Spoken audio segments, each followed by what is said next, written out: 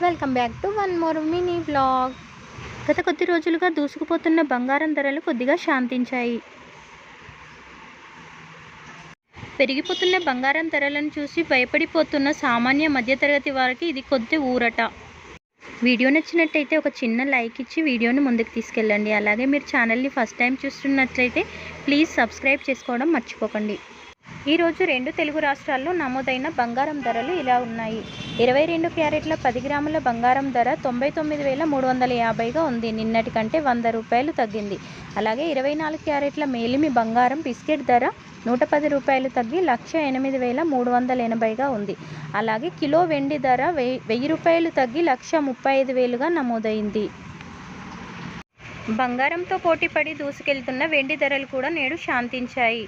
నిన్నటి కంటే 1000 రూపాయలు తగ్గి కిలో వెండి ధర నేడు 1,35,000గా నమోదైంది.